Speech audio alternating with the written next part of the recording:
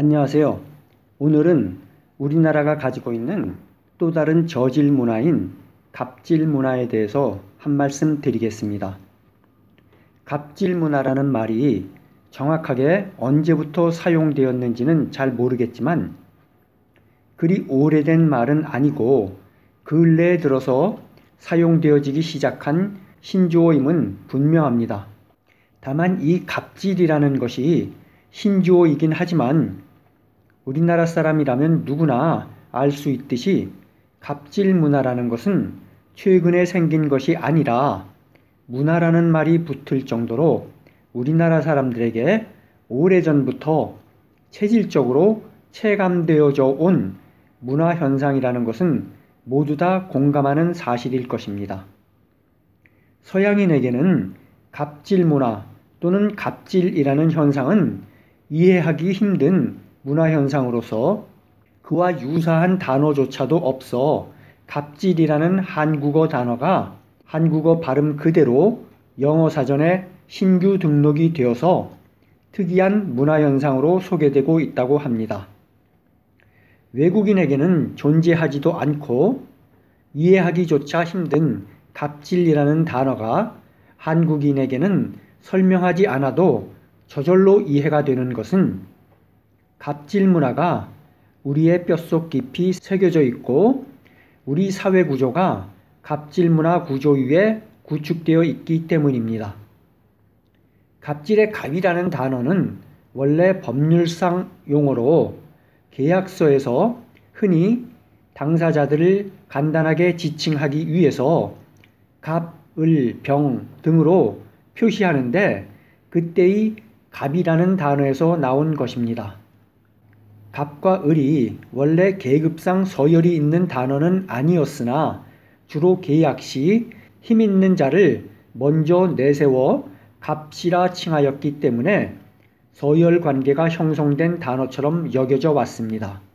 여기에 좋지 않은 행위를 할 때의 질이라는 단어를 붙여서 갑질이라는 단어가 탄생하였습니다. 갑질 문화의 대표적인 예로는 요즘 한창 화제가 되고 있는 대한항공 오너 일가의 갑질처럼 재벌가의 갑질 행태를 들 수 있습니다. 하지만 사실 갑질 문화는 재벌가의 갑질만이 문제가 되는 것은 아닙니다. 단지 재벌가의 갑질이 크게 이슈가 되는 것은 현 정권의 재벌 길들이기와 자극적인 이슈를 찾고 부각시키려는 언론 때문에 더욱더 화제가 되는 것입니다. 갑질 문화란 한국 사회를 대표하고 한국 사회를 극명하게 표현하며 설명할 수 있는 대표적인 저질 문화 현상이라고 할 수 있습니다. 우리 사회 구조가 갑질 사회 구조이고 우리 문화 자체가 갑질 문화 자체라고 말해도 과언이 아닐 정도로 갑질 문화는 우리 문화의 근간을 이루는 대한민국의 전형적인 저질 문화를 대표하는 문화 현상입니다. 제가 이렇게까지 말하면은 반감을 가지실 분들도 많으실 것입니다. 너무 우리 문화를 비하하는 것이 아니냐, 우리 문화 중에 좋은 문화가 얼마나 많은데 그런 소리를 하느냐, 갑질 문화가 어떻게 우리 문화를 대표하는 문화냐 등등등 하실 말들이 많으실 것입니다. 하지만 저는 단언컨대 우리 문화는 갑질 문화가 맞으며 갑질 문화는 우리 문화를 대표하는 문화이고 우리 문화의 근간을 이루는 저질 문화라는 것을 확신하여 말씀드립니다. 이것은 우리나라가 중국의 저질 유교 문화를 받아들인 이후로 우리 사회에 뿌리 깊게 자리한 문화입니다. 갑질 문화가 신조어이기 때문에 현대에 들어와서 또는 근래에 들어서 생긴 새로운 현상이라고 생각하시는 분도 계신데 전혀 그렇지 않습니다. 갑질 문화는 현대에 들어서 우리가 너무나 물질과 돈에 집착하는 데서 비롯된 것이다 라고 말하시는 분이 있는데 이것도 물론 맞는 말이지만 이것만으로는 갑질 문화를 전부 설명할 수는 없습니다. 갑질 문화는 우리의 뿌리 깊은 유교적 계급사회와 그 근간을 같이 하는 문화입니다. 갑질 문화가 근래에 들어 부각되고 문제화된 것은 인권과 평등이라는 현대 서구적 가치가 보편화되기 시작하면서 과거 유교적 계급사회에서는 표현하거나 외부로 표출되기 힘들었던 갑질이 표면으로 부상하게 된 것뿐입니다. 갑질이라는 것이 과거에 없었던 것이 근래에 들어서 새로 만들어진 것이 아니라는 것입니다. 갑질은 유교적 계급 사회 구조를 가진 우리 문화에 과거부터 끊임없이 존재하고 있었으나 과거에는 저질 유교 문화에 우리 국민이 너무나 젖어 있었기 때문에 문제의식조차 인지할 수 없었으나 근래에 들어 인권의식과 평등의식의 발전으로 그 문제점이 수면 위로 부각되었을 뿐입니다. 우리 문화의 근간이라고까지 말할 수 있는 갑질 문화는 너무나 광범위하고 뿌리 깊어서 한국인 개개인의 삶과 생활을 규정하고 있다고 할 수 있을 정도입니다. 우리의 모든 행동이 갑질 문화에 기반하여 이루어지고 있기 때문에 우리가 행하는 갑질의 예는 일일이 열거할 수 없을 정도로 너무나 광범위하고 다양하게 이루어지고 있습니다. 우리가 재벌의 갑질을 욕하고 비난하고 있지만 우리 스스로 행하는 갑질에 대하여는 무지하고 또 실제 인식조차 하지 못하고 있는 것이 현 실정입니다. 갑질은 힘있는 자가 힘없는 자에게 행하는 일련의 비상식적인 횡포를 말합니다. 그들 힘있는 자, 소위 갑은 힘없는 자 을에게 그들의 힘을 마음대로 휘두르고 을로부터의 복종을 강요합니다. 을은 갑의 횡포를 비난하고 욕하지만 그들 스스로 갑의 위치에 서게 되면 다른 을에게 똑같은 갑의 횡포를 합니다. 우리 사회에서 한 인간은 때로는 갑의 위치에 있기도 하고 또 때로는 을의 위치에 서기도 합니다. 이때 한국인의 양면성이 제대로 표출됩니다. 을의 위치에 있을 때는 갑의 비정상적인 행위를 비난하던 자가 갑의 위치에 섰을 때에는 서슴없이 을에게 횡포를 가하는 모습을 우리는 흔하게 볼 수 있습니다. 평소에 갑질을 비난하던 사람이 그 스스로 자신이 갑질을 한다는 것에 대하여는 인식조차 하지 못한다는 것입니다. 시누이와 며느리 관계를 보면 쉽게 알 수 있습니다. 한 집안의 며느리일 때는 을의 위치이기 때문에 갑의 위치인 시댁으로부터의 갑질을 비난하고 욕하지만 또 다른 한편으로는 그 스스로 친정에서는 시누이가 되기 때문에 갑의 역할로 돌아와서 갑질을 행하게 된다는 것입니다. 그야말로 한국인의 이중성을 잘 드러내는 현상이며 갑질의 아이러니라 아니할 수 없습니다. 회사원으로서 고객을 대할 때 고객의 갑질에 비난을 하던 자들이 다른 곳에서는 자신이 고객이 됨으로써 다른 종업원에게 갑질을 행하는 경우를 많이 볼 수 있습니다. 우리 사회에서는 고객은 왕이다라는 말이 통용되며 모든 사람들이 이것을 당연하게 받아들입니다. 사실 이것 자체가 갑질의 한 형태입니다. 고객과 종업원은 왕과 신하의 관계가 아닙니다. 즉, 갑과 을의 관계가 아님에도 불구하고 우리나라 사람들은 누구나 다 자신이 고객이기 때문에 갑이라 인식하고 있는 것 같습니다. 그렇기 때문에 을인 종업원의 태도나 서비스가 좋지 않다고 느끼면 화를 내거나 비난하곤 합니다.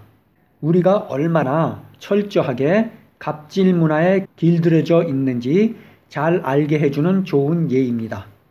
서양에서는 고객과 종업원과는 갑과 을의 관계가 아니라 수평 관계로 인식됩니다. 서양에서는 누구나 독립적인 인격을 가진 개체로 인식되기 때문에 고객과 종업원 간에도 우리나라에서 말하는 갑과 을의 관계가 형성되지 않습니다. 고객이 종업원에게 존중받아야 하는 만큼의 똑같은 존중을 종업원도 고객으로부터 받아야 한다는 것입니다.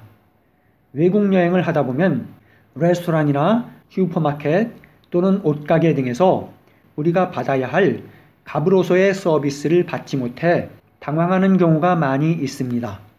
이것은 고객도 갑이고 종업원도 갑인 외국의 문화를 우리가 이해하지 못하는 데서 오는 것입니다.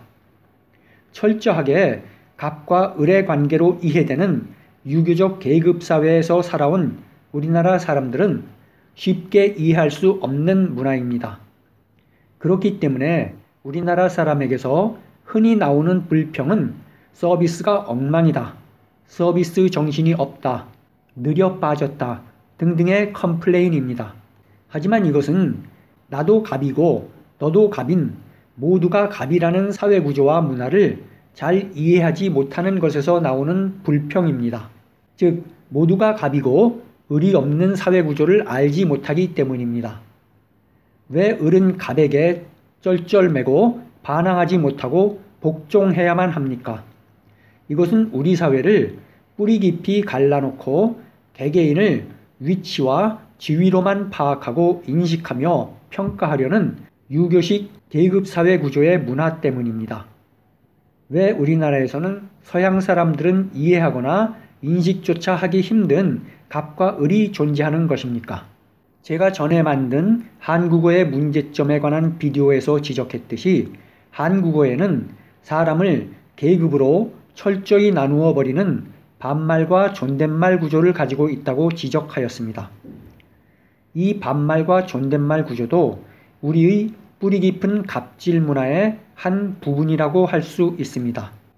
갑은 을에게 반말을 쓰고 을은 갑에게 존댓말을 사용하여 철저하게 그들을 갑과 을의 계급으로 분류시켜 지배와 복종 관계를 종용하게 합니다. 우리 사회 전체, 즉 구성원 전체를 철저하게 갑과 을로 나누어 버리는 언어 체계가 한국어의 반말과 존댓말로 나뉘어지는 언어 체계입니다. 제가 전에도 지적했듯이 우리는 우리 사회에서 반말을 추방하고 남녀노소 상호간에 존댓말만 사용하여 모두가 갑이 되는 사회를 이룩하여야 합니다. 외국어에는 없고 우리 언어에만 존재하는 반말은 사회 구성원을 갑과 을로 분류하여 을을 수동적이고 복종적인 하급의 인간으로 고착시키는 것입니다. 예절이라는 것도 갑질 문화의 또 다른 요소입니다. 갑에 대하여 일방적으로 표현되어지는 존경과 복종의 의사표시인 예절 또한 우리 사회에서 갑질 문화가 자연스럽게 자리 잡을 수 있게 하는 문화입니다. 서로 상호 존중하는 예절인 매너와 대비되는 유교식 예절은 을에게만 일방적으로 강요되는 것으로서 이미 다른 비디오에서 말씀드렸듯이 우리 사회가 타파해야 할 저질 문화인 것입니다. 갑질 문화의 예를 몇 가지 들어보겠습니다. 직장 내 갑질 문화 또는 거래처 간 갑질 문화는 우리가 흔히 볼 수 있는 대표적인 갑질의 예입니다. 이번 대한항공 오너 일가의 갑질도 크게 보면 직장 내 갑질 문화라고 할 수 있습니다. 대한항공 오너 일가의 갑질도 본질적으로는 우리 주변에서 흔히 일어나는 직장 내 계급에 의한 갑질 형태의 일환이라고 할 수 있습니다. 우리 직장 문화 자체가 갑질 문화라고 할 정도로 상사가 부하 직원을 수족처럼 부리는 경우가 많습니다. 부하라는 말 자체가 마음대로 다룰 수 있고 명령하면 반드시 따라야만 한다는 그러한 의미가 담겨져 있는 단어이기도 합니다. 직장 내 회식 문화도 갑질 문화의 한 형태라고 말할 수도 있습니다. 지금이야 그 부작용이 많이 드러나서 자유로운 회식 문화가 점점 더 정착되어지고 있기도 하지만 아직까지도 강제적인 회식이 주류를 이루고 있고 이것은 을의 위치에 있는 사원들의 사생활을 구속 제한하는 갑의 횡포라고 할 수 있습니다. 오버타임 문화도 마찬가지로 갑질 문화라고 할 수 있습니다. 지금은 많이 좋아지긴 했지만 여전히 많은 회사에서 개인의 의사와는 관계없이 회사의 분위기상 또는 상사의 일방적 지시로 오버타임을 하는 경우가 많습니다. 오버타임 문화도 갑의 을에 대한 일방적 횡포가 잘 드러나는 직장 내 갑질 문화의 한 형태입니다. 조금 전에 이미 지적했듯이 고객과 종업원 간의 갑질 문화도 우리가 흔히 일상생활에서 경험하는 갑질 문화임에도 불구하고 그것이 갑질 문화라고 잘 인식하지 못하는 종류의 그러한 갑질 문화입니다. 좀 전에도 말씀드렸지만 다시 한번 예를 들어보겠습니다. 서양에서 여행하다 보면 레스토랑이나 옷가게 같은 곳에서 종업원들의 무관심이나 불친절을 종종 경험하실 수 있을 것입니다. 공무원들의 공공서비스에서도 마찬가지입니다. 우리나라에서 요구되어지는 시민이나 고객에 대한 무조건적인 서비스나 친절 또는 복종 등은 기대되지 않습니다. 고객은 왕이다라는 말은 통용이 되지 않습니다. 똑같은 인격체로서 한쪽은 물건을 파는 사람, 다른 쪽은 물건을 사는 사람일 뿐입니다. 우리나라에서처럼 고객은 갑이고 종업원은 을이라는 관계는 존재하지 않습니다. 우리나라의 또 다른 대표적인 갑질 문화는 시집살이로 표현되는 시어머니와 며느리의 관계입니다. 가족 내에서 일어나는 계급에 의한 일방적인 횡포는 우리가 주변에서 흔히 겪는 갑질 문화의 좋은 예입니다. 희댁에 의한 갑질이 얼마나 심각했으면 시월드라는 신조어까지 생겨났겠습니까? 시월드란 시집과 영어의 월드라는 단어의 합성어입니다. 즉 시댁이라는 세상에서 며느리가 겪는 갑질 문화의 피해를 비아냥거리기 위해서 만들어낸 신조어입니다. 군 생활에서의 갑질 문화도 빼놓을 수 없습니다. 조금 먼저 군대에 입대하였다고 후임병에게 온갖 폐악을 부리는 선임병들이 있는가 하면 작대기 한두 개 높은 것도 권력이라고 그 조그만 권력을 누리고자 후임병들을 함부로 하는 자들이 많습니다. 갑질 문화에 너무나 젖어 있어 스스로 갑질을 하는지조차 인식하지 못한 채 의례 군대에서는 이렇게 하는 것이다 라고 생각하고 있습니다. 우리 사회의 모든 단체 생활에 갑질 문화가 존재합니다. 학교에서도 마찬가지입니다. 심지어 학문과 지성의 전당이라는 대학교에서도 선후배 간 갑질 문화가 횡행합니다. 1, 2년 선배가 마치 큰 벼슬이나 되는 것처럼 후배를 통제하고 지시하려는 갑질 문화가 존재하나 이것 자체를 갑질 문화라고 인식조차 하지 못하고 있습니다. 유튜브 영상에 대한 댓글들을 보면 우리가 얼마나 갑질 문화에 젖어 있고 길들여져 있는지 알 수 있습니다.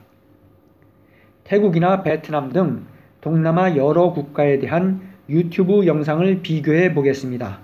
우리나라 사람들이 만든 동남아 관련 비디오에 대한 댓글들을 보면은 온통 동남아 사람들을 비하하는 댓글들로 채워져 있고 이러한 것들을 아주 쉽게 우리가 찾아볼 수 있습니다. 더럽게 못 사는 것들이 자존심은 엄청 강하다든지 못 사는 것들이 자기 나라와 우리나라를 비교한다는 등의 가난하다는 이유로 동남아인을 비난하는 것이 그 내용의 주를 이룹니다. 가난한 나라의 사람은 자존심도 없어야 하는 것입니까? 가난한 나라의 사람은 자신의 나라에 대한 자부심을 가지면 안 되는 것입니까? 가난한 나라의 사람은 부자 나라 사람에게 무시당해야 마땅합니까? 서양 사람들에 의해 영어로 만들어진 비슷한 종류의 동남아 관련 영상을 보면 우리의 댓글 문화와 갑질이 얼마나 심한지 확연히 구별됩니다. 똑같은 내용의 비디오에 대하여 서양인들의 댓글은 온통 격려와 칭찬 그리고 긍정적인 내용으로 덮여 있는데 반하여 한국인들의 댓글은 무시와 욕설 그리고 부정적인 내용으로 가득 차 있습니다.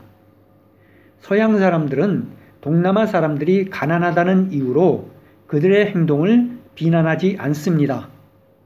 가난이 어떤 사람의 인격이나 지식 또는 그 사람의 인생을 평가하는 기준이 될 수는 없습니다. 서양 사람들에게는 이것이 자연스럽게 몸과 마음으로 인식되어지지만 계급 문화와 갑질 문화에 익숙한 한국인에게는 잘 이해되지 않습니다. 단지 이해하는 척 할 뿐입니다. 한국 사람들은 무의식 중에 자신보다 사회적 지위가 낮거나 돈이 없는 사람은 본질적으로 자신보다 열등한 사람으로 인식하고 그렇게 취급해 버립니다. 사회적 지위가 낮거나 가난한 사람들은 그들의 자존심과 자부심조차도 자신보다 낮아야 한다고 생각합니다. 그야말로 갑질 문화가 뼛속 깊이 새겨진 것입니다. 이러한 갑질 문화를 타파하기 위해서는 갑질 문화가 재벌과 같은 어느 특정 집단만의 문제가 아니라 우리나라 사람들 전체에 걸쳐 전반적으로 나타나는 문화 현상이며 우리의 사회 체계의 근간을 이루는 고질적인 저급 문화라는 것을 인정하는 데서부터 출발하여야 할 것입니다. 우리 모두가 갑질 문화의 주역으로서 우리 스스로가 갑질을 하고 있다는 것을 인정할 때에만 갑질을 우리 사회에서 추방할 수 있는 기본이 구축될 수 있다는 것입니다. 오늘 제가 조금 감기 기운이 있어서 목소리가 좋지 않았습니다. 이 점 죄송하게 생각하고 오늘은 여기까지 하겠습니다. 고맙습니다. 구독해 주세요.